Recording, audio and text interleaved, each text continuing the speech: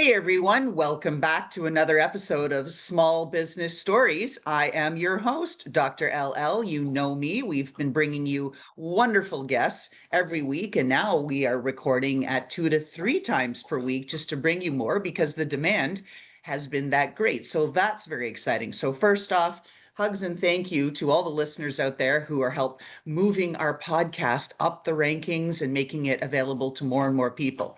All right.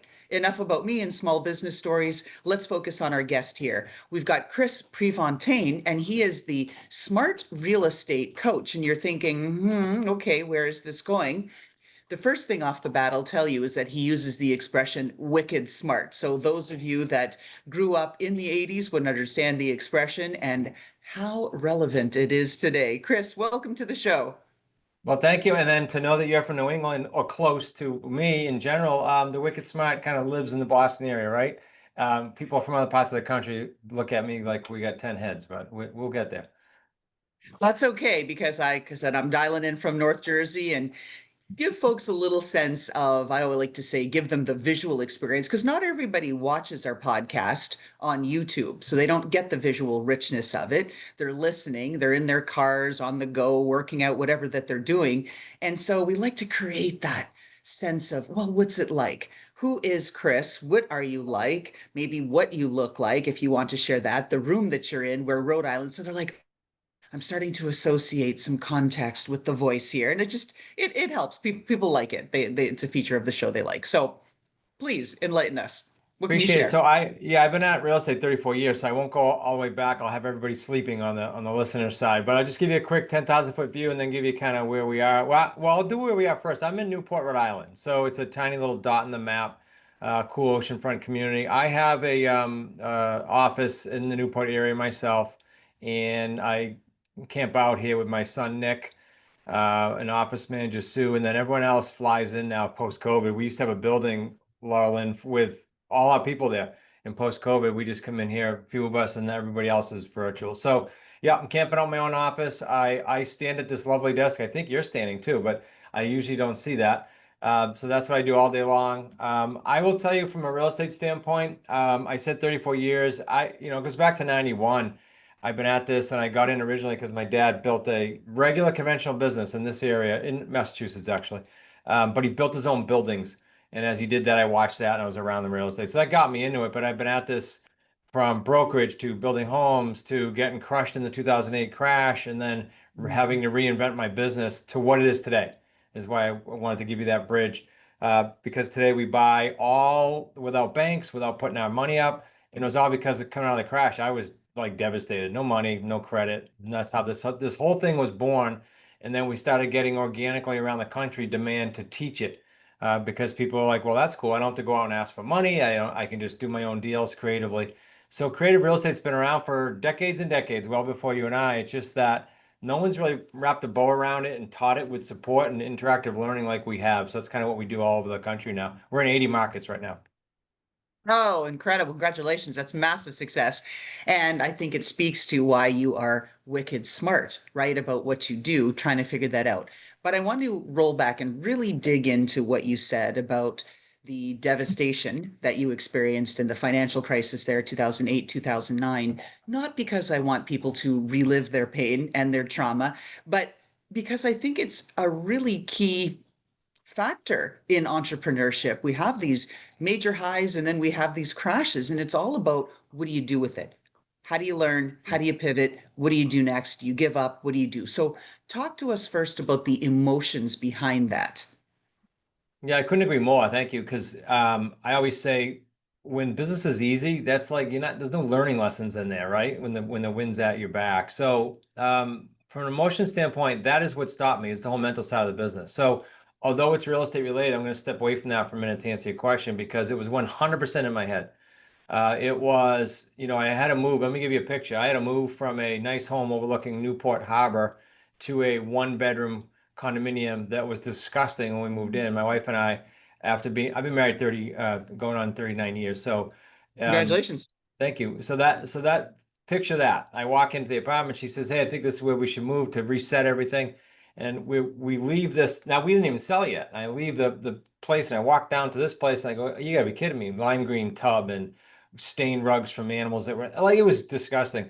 We made it fun, Loralyn. We made it fun and we had a ball doing it and sold our cars off and lived in this 900 square foot apartment. That was a shocker. Now, to your question, it was an ego shocker too, right? I failed. I must not be able to do this. Now, keep in mind, I've been at it already 18 or so years. So I'm saying, okay, I guess I can't do this. So I was in my head for 4 years, from February of '08 to February of 12, specifically to date. Those months, I was in my head, getting in my own way, not starting until my wife and a couple other people said, "You got to get out of your own way and get back at it. It's what you're good at." And that's when everything came about for Smart Real Estate Coach and our own properties. We still are in the trenches every day doing our own thing. Well, I really applaud you for sharing that because it's a difficult thing for a lot of people, like, but it's part of the journey. Yeah, We all have those moments of doubt. And then many of the clients and podcast guests that I talk to, those moments of doubt, they're more prevalent than the moments of spot euphoria, on. right? Yeah. And it can make all the difference. Can you keep going? Or does the crap in your head get so big and so loud that it weighs you down and you can't move forward? And you talked about 4 years. That's a long time. Yeah. Yeah, it was 4 years of my son's the only one that witnessed it. He works with me here, but it was 4 years of literally almost full time working with creditors, IRS, credit card company, because I didn't file. I said, I'm going to dig my way out of this. So he witnessed all that. Like he was, he was right next door to me when I had to go through all this. So there was some serious lessons. Now, in hindsight, I help some of our community members who come to us with headaches and they actually hear about my story and they go, "Ooh, maybe you can help me." But sadly, I also see people at our events that come up to me, and I mean, I can think of one in particular who comes up to me every year for the last 4 years saying, "Yeah, but '08 crushed me, and my wife doesn't want me to do it." This is crazy. You're talking, this is a lot of years ago, buddy. So it's a bummer to see that. I applaud the people that step forward and go, yeah, that's me. Can you please help me? And as a coach and as an owner of the company, I want to be able to get in there and say, yep, I've been there. Unfortunately, my challenge in the 4 year span, Laurelyn, was I wasn't going, well, somebody must have been through this already. I didn't do that until the fourth year. And then when I did, I found out what I was going through was okay. Number one. Number two, it wasn't my fault. Number three, a lot worse people have gone through. So that was sort of an eye opener and a call out to anyone who's going through that. There are people who've gone through worse. Just go reach out to them. They'll help you. And that's just it. I think that that's also part of it. When you're part of this club, right? The entrepreneur club, Yeah. there are people to lean on. And that's part of the reason why I do this podcast. It's not only to highlight all of the incredible things that my guests are doing, but it's to highlight the trials and tribulations that my guests have experienced on the Yeah. path of entrepreneurship. Because, like I said, there are dark days, and anybody who's telling you, yo, yo, yo, it's all bros and Lambos, right, with the cute little vests and stuff in Silicon Valley. I lived there, did the .com .bomb crash. So I experienced all that stuff too. And it is not yo-yo bros and Lambos. Yeah. All that crap you see on YouTube is rented. I 100% agree. So when I started 12 or 13 years ago now, this company, I think I had two or three competitors. Like I would know if you called me as a student, you mentioned, I'd go, yep, I know them. Here's the difference. Now there's probably, we're in a mastermind with 200 coaching companies. A lot of them are real estate, crazy. And to your point, my point of this was they're all marketing heavy, get rich quick tomorrow on the internet. And the sad thing is people go run for that and then they beat themselves up. They didn't have success in 30 days, let's say in real estate. It's just not reality. Yeah. The other piece of this that you made me think of is the whole mental piece. Like I wish I could say we help everybody in real estate and that's all we do. Like the skill set of real estate. That would be easy. They could watch my YouTube channel and go do deals. But I'll give you a quick example. I won't use her name, but this week, there's a woman that came to me. She's in my higher level program, so I know her pretty well. And it wasn't real estate related. There was a bunch of health challenges, like a bunch of health challenges. So I dug through and I basically referred it to my natural path, and it's changing her life this week. Like I'm getting text messages at night saying, "Oh my good God, I can't even believe I'm going through this detox and all the stuff I'm going through." My point is, it's not just the niche or the business you're in. This mindset stuff and the health stuff and someone who's been through all of it to help you with that is super important. That's why I love what you're doing on your show because it kind of incorporates all the stuff I'm talking about right now, indirectly. Oh, yeah. I am a firm believer in it. And where some of my listeners might say, "Ooh, Loralyn, that's too woo-woo," or "You're too on the other side." There's the right balance for everyone, but this is Yeah, the thing that I really do try to emphasize for all of our listeners is that entrepreneurship requires a holistic approach. everything. If you're burning the midnight oil and waking up at 6 a.m., I've done that. You end up looking like this with really bad bags under your eyes that makeup is getting increasingly ineffective at covering up. And then B, you start to do things that are detrimental to your health. And when you start to have those moments, like I know when I've pushed too hard, I start feeling like crap. I'm not making solid decisions. I'm not Yeah. there for my clients in the way I want to show up. And then that's when I have to pull back, reset. And I did that over the weekend, pulled back, didn't open my laptop. That doesn't Love it. usually happen, right? It's always something, some client calling, "Oh, can we have a Saturday call, a Sunday call?" And I'm like, "No, I can't. I'm fried. And for me to be good for you on Yeah, Monday and going forward, I need this time. I'm blocking it." I agree. You have to. Yeah, 100%. A couple years ago, excuse me, we took on, gosh, it's probably more than that now, COVID. During COVID, we took on an equity partner who's had enormous success, but unfortunately messed up some relationships and things in that process. But now in hindsight, he's got some cool things that he can share. And one of them, this is so simple, but you made me think of it with your schedule. And that is, he said, "Chris, why don't you just start like blocking off a Friday?" This was 4 years ago. I'm like, oh my God, I don't know if I can do that because I'm a type A, work, work, work. I said, all right, I'll try it. Now if someone schedules something on a Friday for me, it's totally an oddity. Like it doesn't happen. And then this year I started incorporating Monday. So my wife loves it, and my health loves it, and we still get as much, if not more, done, which is pretty cool. That's really great. I'm trying to move towards that, but like again, like this podcast is all about speaking the truth. I'm not there yet. As much as I advise my clients and others, this is what you need to do. Yeah, Time blocking, it's so important. It's the best thing yeah. you can do, right? Be the CEO of your own calendar. It doesn't It's tough. happen. Yeah, it's real tough. I have a buddy in a totally different industry, and we've been friends for 40 years, and he said, yeah, I'm trying to take time off. It's hard. Like entrepreneurship is hard, and making that switch is hard. Yeah, it's all, or even making the switch from corporate into it, right? People are used to all of that structure, and then they find themselves like, wait, what a minute. I don't have leads naturally falling into my inbox. No, I don't have people like hundreds of people just automatically liking my LinkedIn post because I put up something intelligent. No, right? There's a lot of stuff behind that. And again, back to the bros and Lambos myth that people have been, well, they've been sold a bill of goods. So let's turn back to real estate and talk about some of the things that are Sure. going on. So, in with respect to real estate, we've seen in 2025 a lot of stagnation in the market, not a lot of shifting. Boomers are aging in place. They're not giving up their homes. Their millennial, right, Gen Y children are counting on taking ownership of their boomer parents' homes. That's not even happening with regularity. You've had the Fed kind of holding pretty firm with respect to rates and where things are, inventory. Then, of course, you've had the tariffs and all of the impact that's putting on new construction and new builds. So, how does somebody get to be smart about real estate investments given all Yeah. this nonsense that's going on? What do we do, Chris? Yeah, you bring up like all the pieces you just stacked in there is exactly how and why in the direction we went after the crash. Meaning, there's one constant in real estate, right? I think everybody would agree, it constantly changes. So whether it's political, whether it's the media, they're always screaming in the wrong direction, but that's another whole conversation. But all these noises are coming at us, and people are trying to time the market, or this not good in this market, we gotta wait.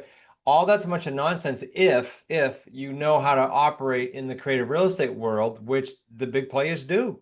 So what do I mean by that? 95%, let's just use that number. It's a large number of the people will listen to the media. I call it sheep. They just go with the herd.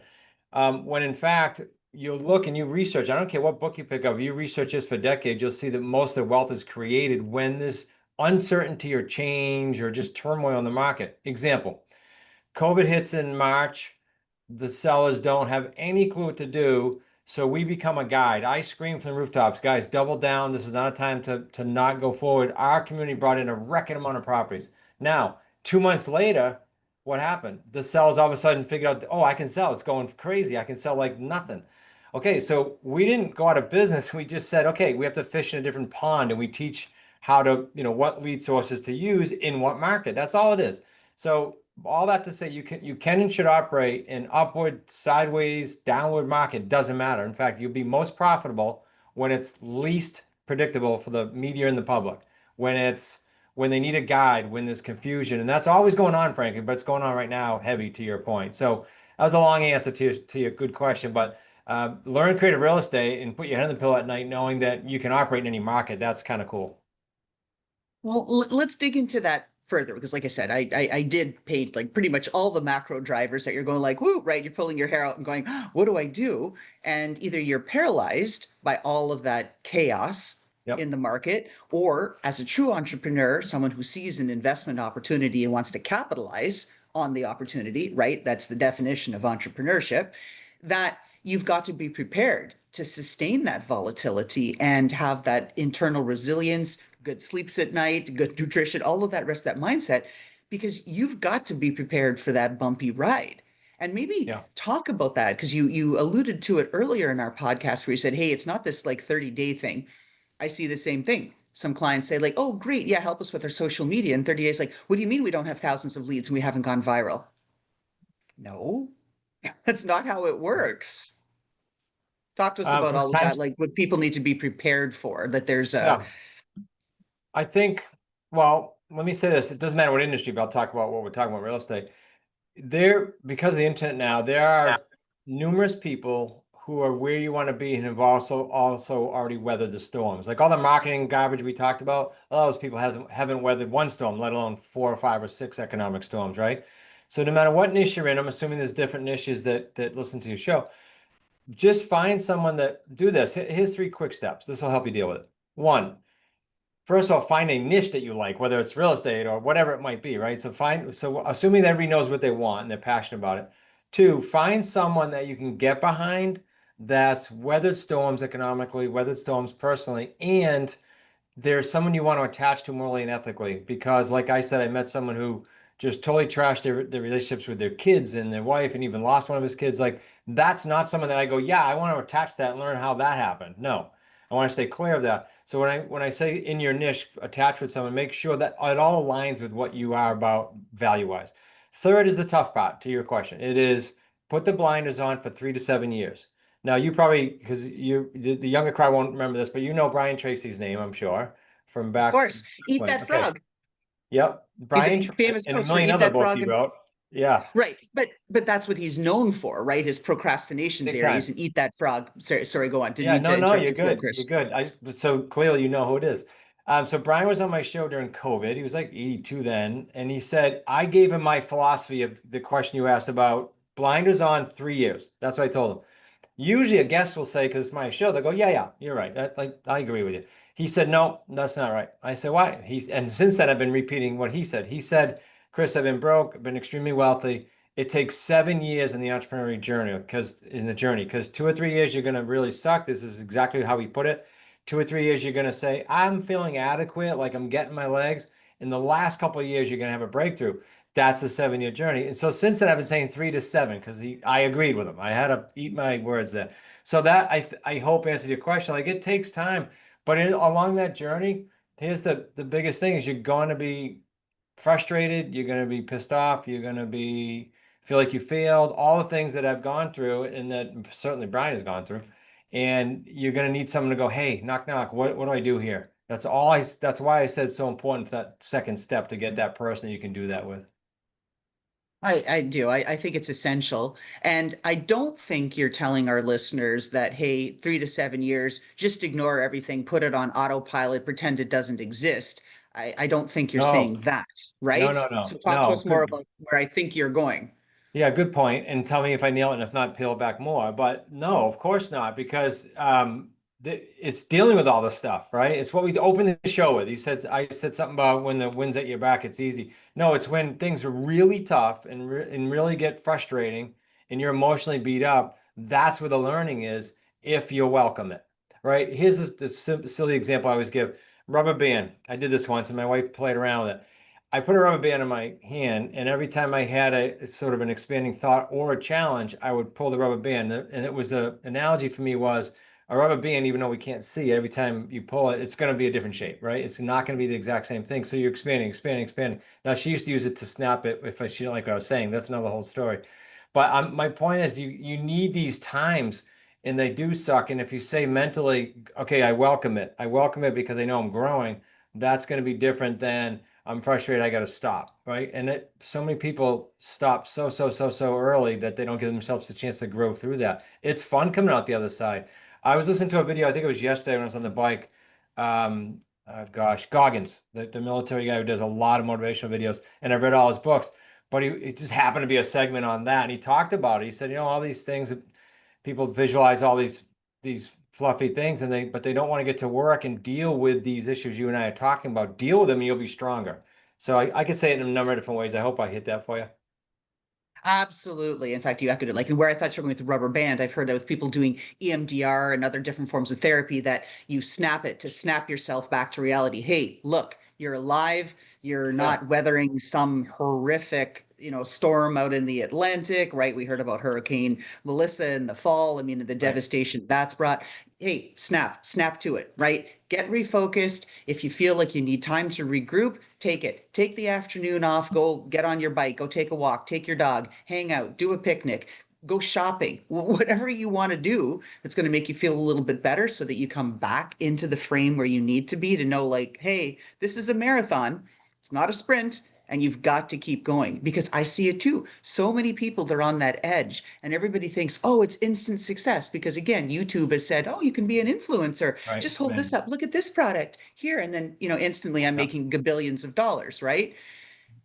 Not how it works. So back and into the real estate. So there are many initiatives now where they say for as little as $100 a month, Amazon is one. You can invest in these collective programs. So they say you got to start at any age that you can, because it's like a portfolio, investment portfolio, and mutual funds that you got to start putting the money in, and it's going to take time until those. It accrues, right? So that you start to build the interest on it and start to have a nice nest egg, but it's decades later. Talk to us about those strategies. Do you think those make sense for people, or hey, you've just got to accumulate a certain level of wealth and comfort before you can go into this? To talk about the guardrails when people should be thinking about real estate investment. I'm gonna give you my biased answer because it's been my life, right? Right. I like to have my finger on things that I can control. And in my opinion, if I put $100 into a stock, I know for a fact the stock can grow. I know for a fact the stock can go to zero, right? I think everybody would agree that a company can go out of business, right? And they do. Okay. I know for a fact if I put my energy, effort, money into real estate, that it cannot go to zero. Think about it. Like this building cannot go to zero. It can have a dive in value, but it cannot go to zero. Okay, so I'm comfortable in that, and I can see, touch, feel, and I can know that it's there. Secondly, the misperception, I was part of this for 18 years of my 30 something years. The misperception is I need money to get into real estate. So therefore I'll try to save and scrimp and then I can invest. Well, no, you don't have to. And no, you don't have to pledge your credit. It's how we open the show. You can learn from us or someone else how to buy real estate with little to no. I'll never say zero, because even if you, I'll give you a quick example. Even if you tie a property up on a lease purchase agreement, you're going to spend $10. That's it. And if you buy it, you're going to spend a few grand. But you do not need gobs of cash, and you do not need credit. It's how we got re-engineered here. So I would rather have someone understand that way earlier than I did in life to go, all right, I can at age, we've had young kids come in here as apprentices, as interns, and go out and crush it in real estate with no credit and no money. So it can be done. If they get nothing else out of it and they're younger and listening to this, get that you can go do that now. You don't have to wait and save up anything special. Just go learn how to do it. Now, you've provided a generous offer for our listeners on the book that you've written, and you're making that available at no charge, even on the shipping, which is incredible. Can you talk to us about, Chris, how folks can get access to that? Do they DM you? What do they do? Is there a link that we're going to provide in the notes? Yeah, I'll give you a link. And this was born out of when I started back after that 4-year stint we talked about. I would click on something and it would say free book or free this or free that. And it's always ad shipping. And I'd get frustrated with that. So this is, you will not be asked for a credit card for 10 cents. You just provide your address. You'll get actually two of our best sellers. The Real Estate on Your Terms, which you see over my shoulder here, if you're watching this, was out of also frustration where when I was starting back, I would get like pieces of information, but all the programs would not give me the whole thing because they want what? They want you to go ahead and buy something else and buy something else. So I said, you know what, to heck with it. I never wrote a book. I was put in a special reading class when I was in elementary school. Like you would never think I'd be an author, but I did know that I wanted to give you A to Z. And so I did that. And then after COVID, we revised it. So it's sort of explains our family business as well as how we work with people around the country. That's Real Estate on Your Terms. And the second one will be in there in the box will be deal structure over time, where we break down deals and kind of like behind the scenes what goes on. And a lot of people don't tell you that stuff because it's not the fluffy stuff, right? It's the in the trenches stuff. So that'll be free. Just go to wickedsmartbooks.com/Loralyn. wickedsmartbooks.com/Loralyn. And that way we'll know it came and we'll honor that. Excellent. And we'll put that in the notes in that for sure. All right. So we're getting close to the end of our show, but we want to bring in a few more concepts here in and about real estate and how people should be looking for opportunities. Do you think that the impact of AI is really being useful with respect to, hey, consider these strategies, consider that? Like, where is your head with respect to the potential value of AI in its current incarnation? From my side of the table, AI is helping us a lot because we're training, like students would send us calls and we'd have to critique them. That's hours and hours and hours of work.